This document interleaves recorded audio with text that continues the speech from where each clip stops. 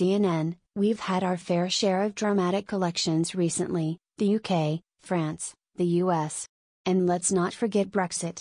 The German election on September 24 may be generating fewer headlines, but it's no less important. Here's why you should pay attention. Why should you care?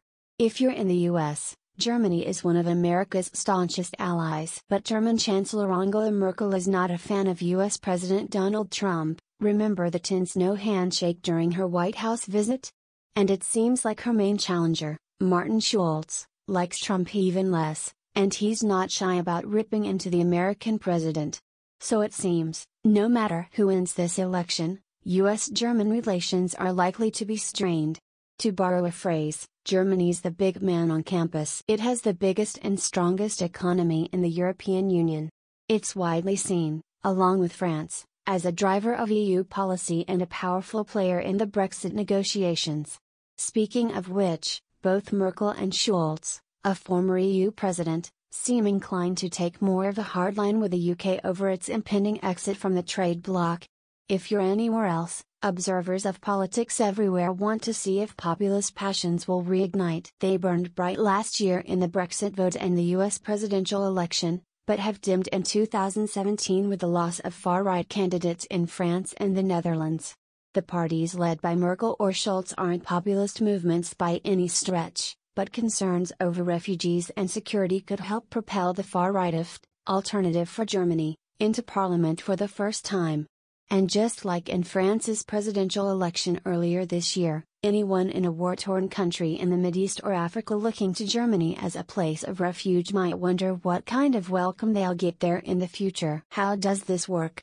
Germans will be voting to fill seats in the Bundestag, the country's 598-seat parliament. Whichever party wins the most seats will try to form a coalition government, and the leader of that party will then become chancellor, equivalent to the US president. Okay, now stay with us, because from here it gets really complicated. What's the point of this convoluted system? It allows voters to split their vote between parties. They can vote for a local candidate from one party and cast their second vote for a different party. Merkel's party, the center-right Christian Democratic Union, and its sister party the Christian Social Union, currently have 309 seats in the Bundestag. They've spent the past 4 years in coalition with the center-left Social Democratic Party, which has 193 seats.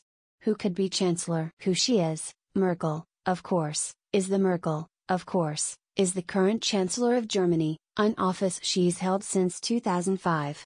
She's the country's first female leader, and she's pretty popular right now. Her approval rating stands at about 59% in one recent poll. If the 62-year-old Merkel wins, it'll be her fourth term in the post.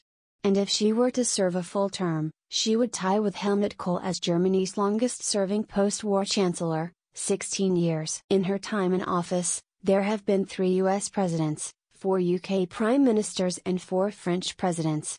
For those who aren't fans of current US President Donald Trump, she's now thought to be the most powerful person in the world. What are the big issues? This is the big one. It's been the top concern of German voters since 2015, when over 1 million migrants and refugees arrived. Merkel's popularity took a drubbing during that time, but it's rebounded. That's a shock to many of her critics, including the far-rightist party, which has capitalized on concern among some Germans by promising to clamp down on immigration. Issues such as family reunification, deportations and integration, as well as border controls and a possible cap on asylum seekers, both Merkel and Schulz are against that, continue to make headlines. So who's going to win? There's the fun and games of coalition building.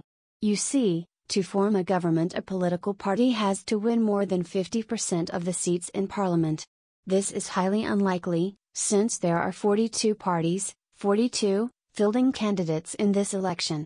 So the party that ends up with the most seats, and that, most likely, will be Merkel's Christian Democratic Union, will negotiate with others to form the government. Those negotiations start on September 25. What do you think about this news? Scroll down and comment. Thanks for watching. Please subscribe. Goodbye and see you again.